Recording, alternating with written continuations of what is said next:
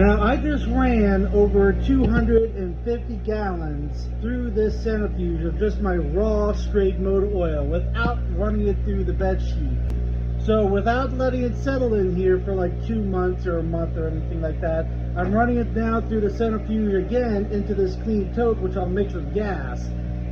So I'll show you the picture when I ran the raw motor oil through that centrifuge first to see how much it caught. So that picture, as you can see, is how much it has caught from just straight raw motor oil that I pick up from the shop through the centrifuge the first time. So I'm curious on running it through the centrifuge now, with it not settling out, how much is going to catch, because I want to figure out, is it worth letting this oil settle as long as I have the centrifuge going between all the processing. I know to run the oil through the centrifuge the first time, you gotta at least let it sit for 2 weeks so all the water can settle to the bottom. You also gotta keep in mind, you want to try to get some of the sludge towards the bottom, because this only holds about like a gallon or two of water and sludge. If it gets more than that in this, it starts not filtering anything. It just starts coming right through. Now the water you can shut off after, let's just say 100 gallons or something like that. Drain the water out, but the sludge will build up to the point where it won't filter anymore. So we'll fill this up about 250 gallons, see how much sludge this catches. And then the last thing I want to do is mix this with gasoline, run it through the centrifuge one last time. So that means this fuel from beginning to end would be going through that centrifuge filter at least 3 times. So if this does filter out really good, I might just have to filter it out twice. From the raw motor oil tote into this clean mixing tote, mix with gasoline, and then filter it through that, and then one more clean tote, and you're done. But that's why I'm testing things out, trial and error. Just like how I got some oil and gas mix here already filtered through the centrifuge so I can see how much sludge is in it. So that's what's nice about these centrifuges. You don't have to wait weeks and weeks for all these fuel totes to settle out. Now if you're interested in one of these centrifuges, I have the link in my bio for these through PA Biodiesel Supply. Now you can get the full kit, but what I've been doing, using the same pumps I've been using for years. Now I've been using that pump for 6 years and it's still been working good. So on a 6 volts, 1.5 amps, it pumps, I think roughly with straight oil, about 5 gallons per minute. If it was mixed with gas, it would probably be like 8 to 10 gallons per minute. But here's a brand new replacement, so you can get the part number right there. Comes with most of the rubber hoses you'll need. I've been using this pump because it pumps really slow, and that's what you want. The slower you can feed this, the better it will filter the oil out. Now, if you want to put your totes up on a shelf and do a drip system into this, that will work too. But try not to feed off the bottom of your tote. Try to keep a couple inches off the bottom. So like, I guess drill a hole and put a plug here with a valve. So when you fill this up with your oil, filtered oil, you can do a drip feed system down in the centrifuge. Then I got a basic transfer pump, which I use with fuel that's already mixed, ready to go. And that's my main transfer pump. That's what I use to go pick up the waste engine oil and to like transfer between totes, especially back when I did not have a machine.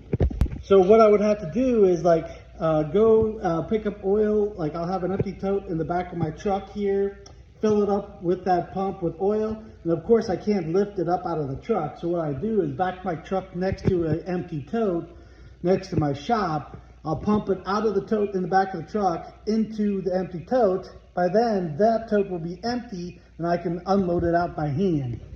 So before I had the machine with forks, that's what I had to do all the time. So like I would back my truck up right here. Let's just say this was like a raw engine oil tote that I need to run through the bed sheet or centrifuge. I'd pump it out of the truck in this, and then when I'm ready, start filtering it through the system. And then once this tote was empty, I would drag it out by hand, bring another empty tote in by hand, and then transfer the oil from there into that tote and clean it and all that. And then once that was all done, then I would pump it out of this tote to an empty tote out there so I don't have to move it. It was a pain in the butt at the beginning. But with that big pump, and I had like a 20-foot hose, I made do with what I had. I didn't have forks on my backhoe yet. And that was before I even had a pallet jack. If you are going to store your totes outside, try to cover them if you can. I just had another one go bad on me. So what happens, the sun's shining on these, biodegrades the plastic, and they become brittle and they crack. You know, like you can pretty much like snap this right off by hand because it's so brittle. So that's a new bad tote to add to the collection. And these totes I got to take the bladders out, and then I can use the cages for firewood or something. I did not have a set of forks, so I had to make my own. My grandfather had these forks themselves down by a shop from an old forklift. And so what I did was I got some steel and I pretty much cut and welded and fabricated my own frame to go on my backhoe here. And you can see I have these forks so they can slide left to right, so they're adjustable. I made the whole frame here out of 1/2-inch steel. My welds are definitely not pretty, but they do hold. That's with the stick welder.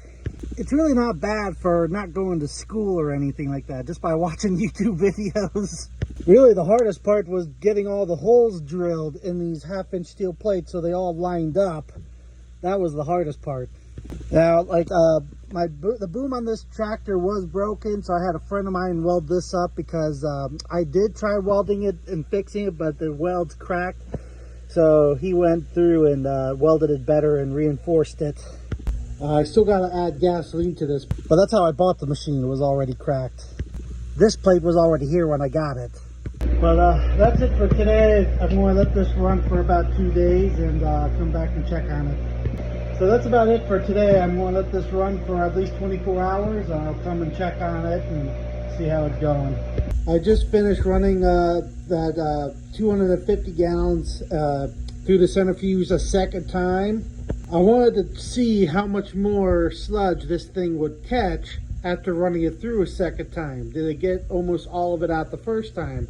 And it looks like it did catch a little bit more, but definitely not as much as the first time going through. So that means running it through for the first time caught like 90% of all the sludge and carbon. So what this tells me here is what I'll do is instead of running the oil through this a second time, I'll filter the oil just once through this, mix it with gasoline, and then run it through this one last time. You know, this sludge that is in here might have been just some of the sludge has gotten past, like through the first time. Like it might have gotten too full of carbon and some of it got through. Or that might be some carbon like coming out of the bottom of that tote from previous batches. But it's good to see that running the oil the first time through got extremely clean before going through this second time. So what I'm going to do now is the one tote I have out there that's already mixed with gasoline, the water should be pretty much settled to the bottom of that tote by now. So what I'll do is I'll bring that in here in a clean tote and run that through this centrifuge to see how much carbon this will catch once it's mixed with gasoline.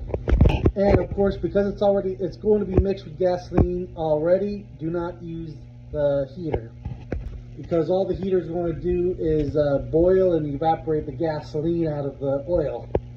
The more testing I'm doing with the centrifuge, the more, like, I guess, impressed that I'm getting, because it's getting pretty much more carbon out of it almost right away than me letting it settle for like 3 or 4 months. And I think after I mix this batch with gasoline and run it through that centrifuge again, I think this fuel will be so clean that this will run even through a furnace or a turbo heater without any issues. Because normally when I mix the fuel up, it's like 30% gas to 70% oil for the furnace. Normally you get like a clogged fuel filter every once in a while, or a clogged nozzle, and you gotta clean it out, things like that. But this stuff is coming out so clean that I don't think I would even have that issue anymore. So really just the first initial like 2-3 weeks settling when you pick, after you pick up the raw motor oil from a shop, to get like at least 95% of the water out of it and sludge, and the centrifuge seems to be doing the rest of it. I'm sorry, I'm not like upbeat like I normally am because I'm working nights and I just got home, so it's like 5 in the morning. I just been up all night for work.